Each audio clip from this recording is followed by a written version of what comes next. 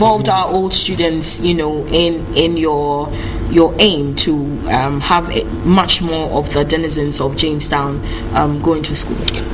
Yeah, the old boys actually they are now coming up. They are there, but the education to influence the others to come is now coming up. That is why sometimes we do some rallies around to tell them what the school is, what the courses are. Sorry. Then we also intend to go on education, or we visit some of the basic schools within the area to at least make them aware of things that happen, things that are done in the school, those that they feel they can do. Then they should come and then have skills training over there, so that they don't add to the pool of the idle hands that are already existing there.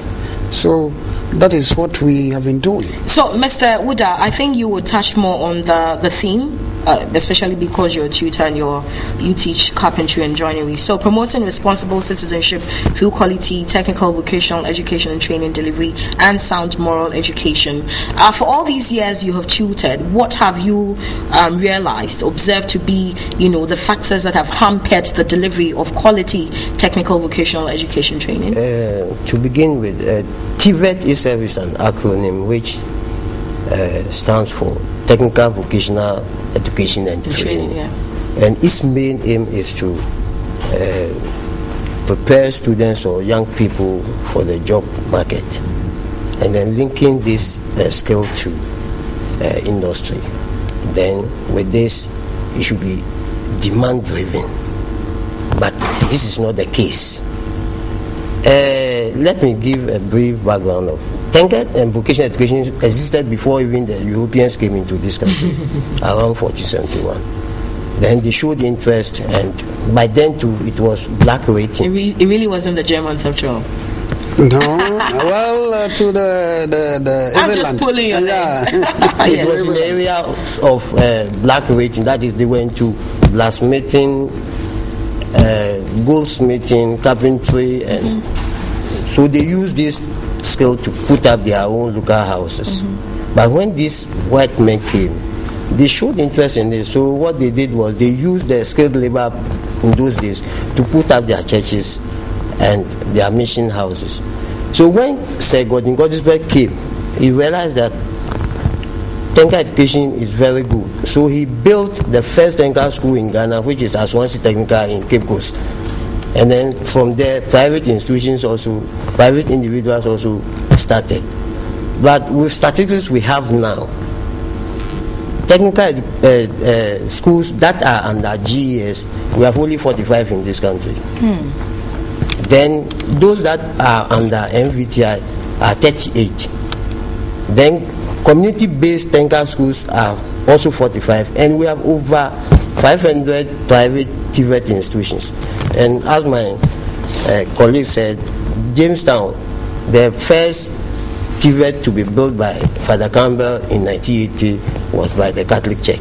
And I'm proud to say that most of our students or graduates have found themselves in the industry, hospitality industry, the police service, prison service. So technical education, for now, to me, lip service has been paid to it for far too long. And I think this is the time I'll use this platform to appeal to the powers that be to holistically look at technical education again, because I'm sad with my experience in that area. Okay, so you are going to recount your experience, but to the question I asked earlier, what in your view are the factors that have hampered the delivery of quality TVET? Yes, because the challenges are many. As I've already said, we need modern machines, tools to work with, and then infrastructure, and then the teacher motivation too. It's not there. You work with machines when in case of injury, you are left on your own to cater for yourself. These are some of the challenges, and then the motivation too is not there. So to me, as I said earlier, give the teacher the necessary materials, tools, equipment, and you will deliver.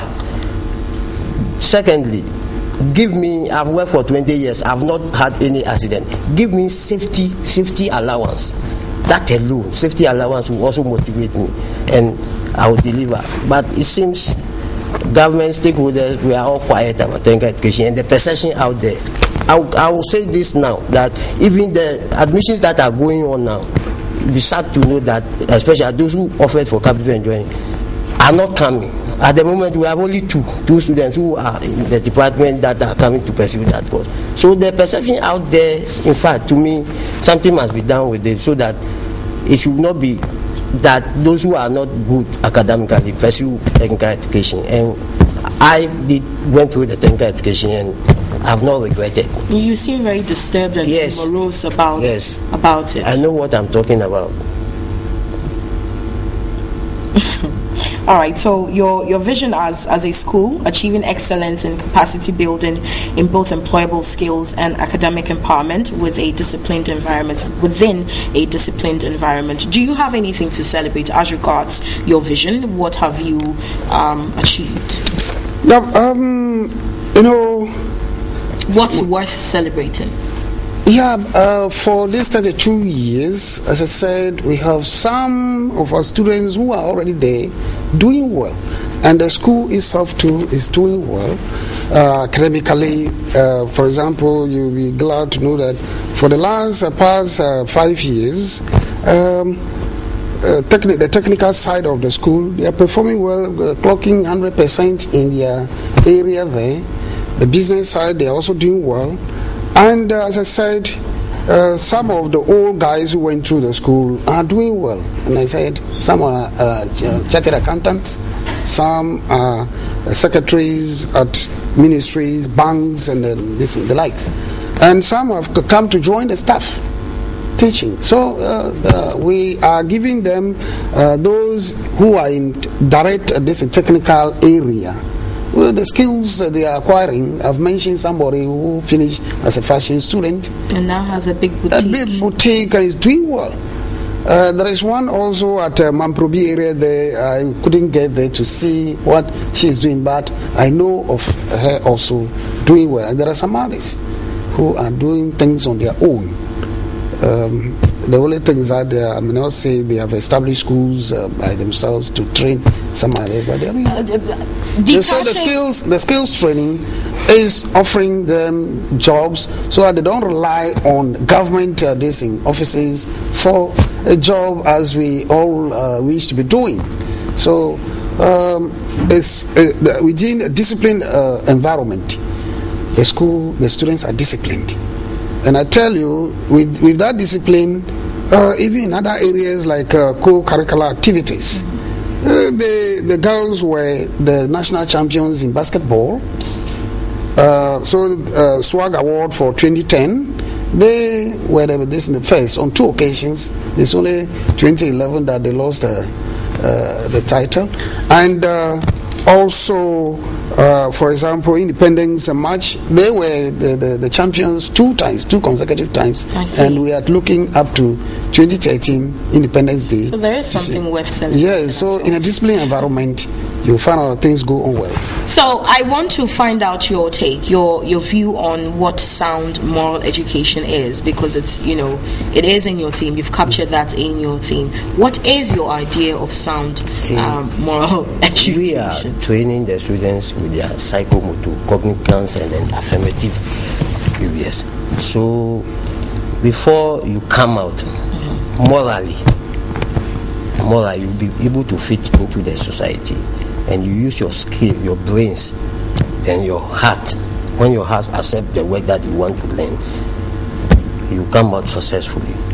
So basically, the 3 moves together: the psychomotor, the affirmative, and then the cognizance.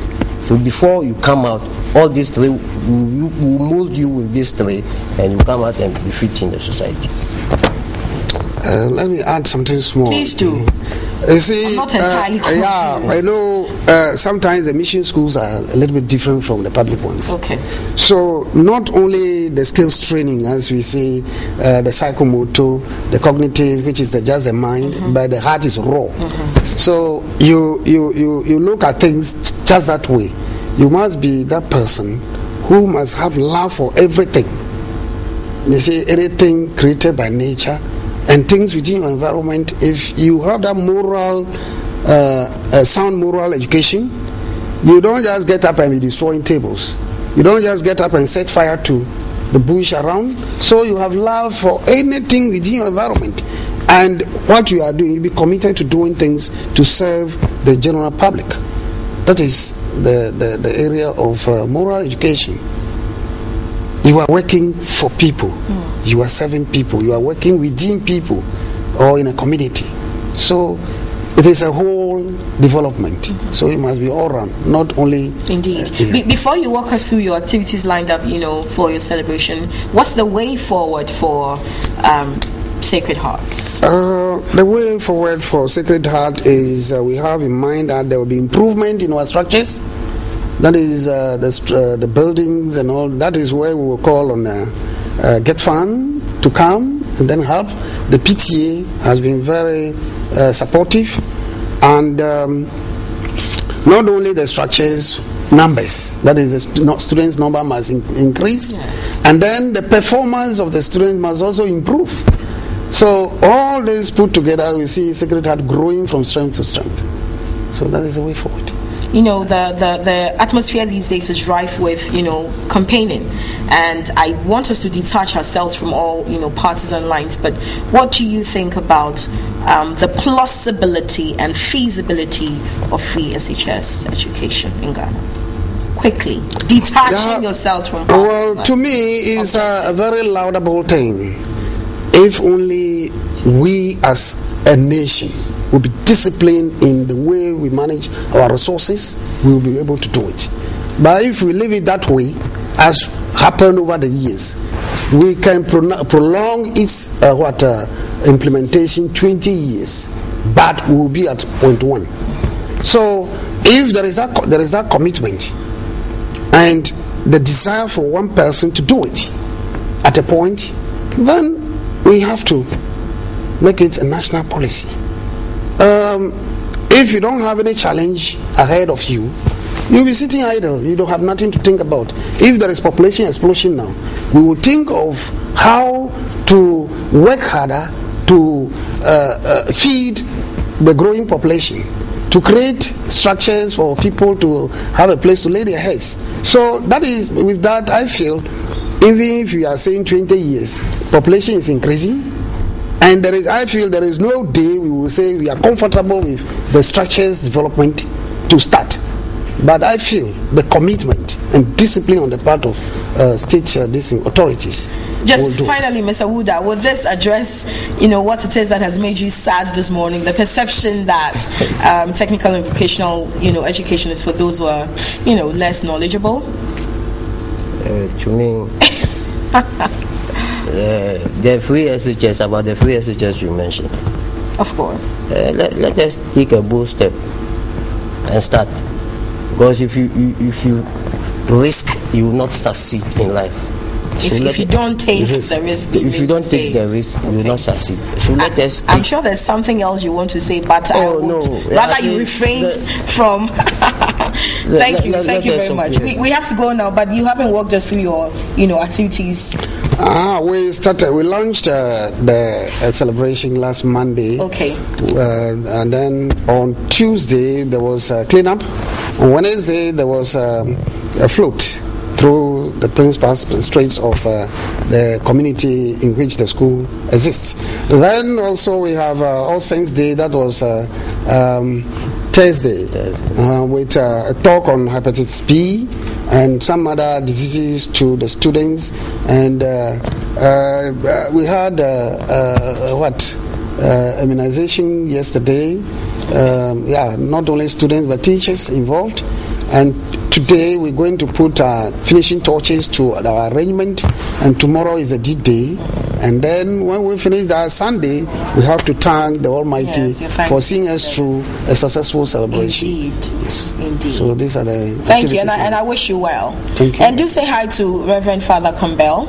You know, I was in St. Rose's Girls Secondary School, and he often, gave and we had seminars with him, and a lot of the time I would go confess my sins. So he contributed to my sound moral education, so that your heart is free of burden. Yes, spiritual burden. Thank you. All right, thank you very much. I've been talking to Mr. Vincent Tunyo and Mr. David Wooda. We'll take a break. We'll be back.